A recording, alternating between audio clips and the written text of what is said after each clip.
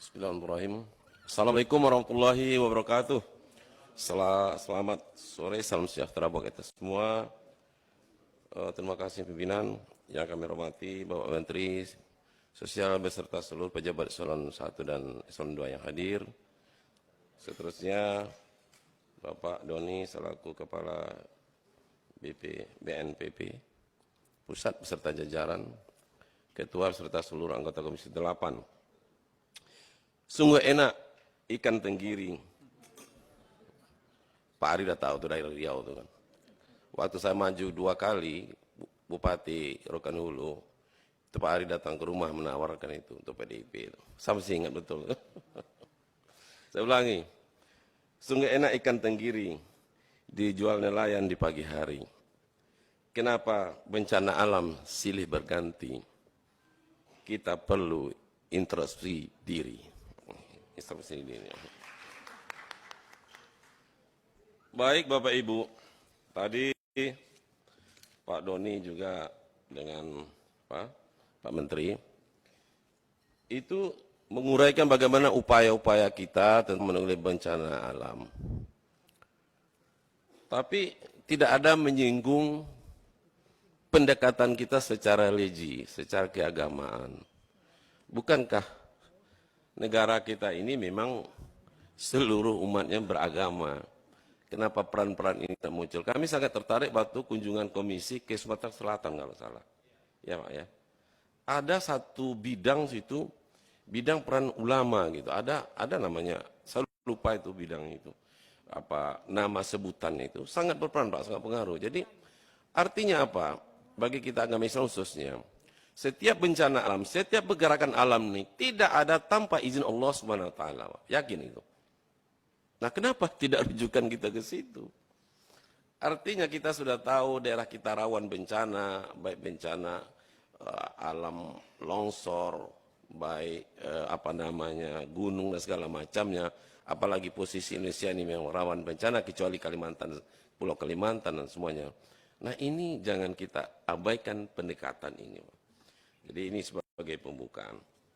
Oleh sebab itu, pendekatan keagamaan, ulama kita libatkan, Pak. Nggak bisa kita selesaikan dunia ini secara fisik. Nggak bisa, Pak. Ya. Di dalam Al-Quran dinyatakan setiap kejadian alam ini harus izin Allah SWT. Tanpa izin tidak akan bergerak. Bagaimanapun rawannya negeri kita ini terhadap bencana alam, tapi kalau tidak kata Tuhan, itu tidak akan terjadi. Nah, itu yang kita tinggalkan mungkin selama ini. Baik, Bapak. Kami masuk kepada daerah dapil kami di Riau. Pertama, untuk Pak Menteri Sosial, itu perlu update data Pak mengenai pasca bencana alam. Terutama PKH Pak, mungkin banyak nanti PKH baru ini. Nah, kami mohon kepada Pak Menteri jajarannya, jangan terlalu berbelit dan birokrasi sekali memasukkan orang ke PKH ini Pak. Ini kan terlalu banyak Pak anunya. Kalau tidak masuk, kalau tidak melalui dinas sosial kan, nanti dinas sosial minta RT, minta RW. Kami kira kalau kepala desanya sudah menyatakan itu memang keluarga miskin pasca bencana, itu mungkin sudah cukup bukti Pak. Jadi tidak, ini harus rekomendasi dari dinas sosial kabupaten, dinas sosial provinsi Pak, perjalanannya cukup jauh Pak. Jadi ini mohon menjadi catatan kita, karena ini sudah banyak bencana alam dan PKH bertambah. Kemudian masalah kelompok usaha bersama juga, KUBE. Jadi tolong masalah kelompoknya ini mungkin kalau 5 orang potensi dia, kenapa tidak KUBE itu kita bentuk di situ. Jadi tidak harus 10, Pak ya. Kemudian usaha-usaha yang sejenis gitu Pak. Kalau ini bisa kita kembang, kita luas, sekali lagi fleksibel ke regulasinya, ini insya Allah ya kita jadi tidak memberi, tapi nanti suatu saat bisa menjadi mandiri, usaha-usaha kecil menengah kita, sehingga kita harapkan regulasi tidak menghambat terhadap program. Kita yang perlu outputnya bukan prosesnya Pak. Pak Presiden kita sudah berapa kali bilang, yang penting outputnya, jangan prosesnya. Nah, birokrasi kita terlalu diproses. Banyak diproses Pak, di aturan, di regulasi, sehingga program kadang-kadang nggak jalan. Kemudian mengenai pemberdayaan orang miskin, saya setuju Pak. Kita tidak memberi terus, tapi bagaimana memberdayakan. Jadi di sosial ini cukup besar dana pemberdayaan ini, Pak. Jadi kami kira pemberdayaan umat ini, pemberdayaan masyarakat ini perlu keluarga miskin tidak hanya yang dananya yang 2 juta itu, Pak, kalau perlu ditingkatkan sehingga mereka menjadi nanti kekuatan di bawah. Seterusnya mengenai bantuan pangan non tunai. Ini kan sudah ditunjuk, Pak, warungnya nih. Tetapi bagi desa-desa terpencil, kos menjemput barang itu lebih besar daripada yang dijemput. Nah, jadi saran kami, setiap desa itu kan ada BUMDes, Pak, badan usaha milik desa. Kenapa tidak badan itu saja kita berdayakan?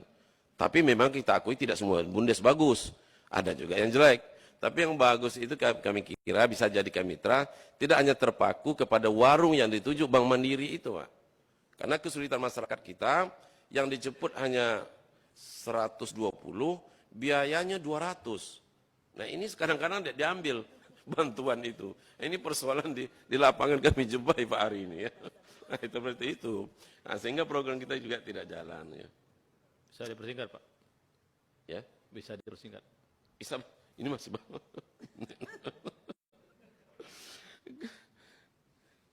Selanjutnya kami salut Pak dengan kejadian baik Pak Menteri maupun Pak Doni atas kejadian di Jabodetabek ini respon luar biasa Pak terhadap banjir.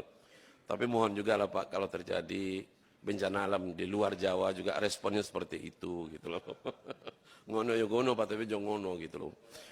Artinya kalau terjadi di Riau berbulan-bulan asapnya kadang-kadang pejabat pusat nggak ada datang tuh Pak. Ya kan? Jadi maksudnya responnya sama sehingga keadilan bagi masyarakat kita dirasakan. Karena saya reses itu sampai ke masyarakat, wah Pak hari-hari TV memuat berita-berita Jabodetabek. Coba Riau Pak, sebulan 2 bulan tidak ada masuk TV katanya kan. Nah ini kan masalah keadilan Pak ya. Jadi Pak ini juga tolong respon kita sama terhadap kejadian di luar masyarakat di Jawa. Kemudian saya setuju Pak hulunya Pak. Jadi ini kita banyak bicara waktu berjalannya, sedangkan paskanya tidak. Seperti sungai segala macamnya. Jadi kami setuju Pak, PUPR sangat terlibat di sini Pak. Banjir misalnya bisa dibangun waduk, beres soal. Ya kan?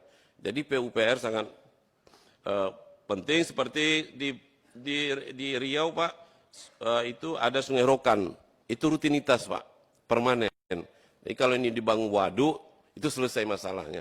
Terselamatkan lebih kurang 5.000 kepala keluarga. Salah satu contoh itu.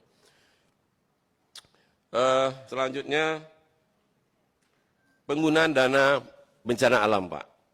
Ini kan kalau di BNPB-nya setelah selesai bencana alamnya baru dana itu baru digunakan. Padahal waktu proses bencana alam itu sangat perlu digunakan sehingga takut mereka menggunakan dana itu karena regulasinya setelah bencana baru boleh digunakan. Jadi kalau ini bisa diperluas di apa regulasinya, waktu bencana alam itu terjadi itu bisa dibantu. Ini ketentuannya selesai baru boleh dibantu. Ini juga menghambat terhadap masyarakat yang membutuhkan bantuan saat itu. Kemudian juga petugas kita Pak. Tolong dipersingkat Pak Ahmad, udah lebih dari 7 menit Pak. Ya, ini perlu diasuransikan Pak. Karena kebakaran itu nyawa mereka ya. Nyawa mereka terasuransi sangat perlu. Kami kira diasuransikan sehingga mereka mendapat jaminan kehidupannya. Kami kira ini berapa catatan saja Pak, sebetulnya ada lagi. Terima kasih. Akhirnya wassalamualaikum warahmatullahi wabarakatuh. Assalamualaikum warahmatullahi wabarakatuh. Terima kasih Pak Haji Ahmad.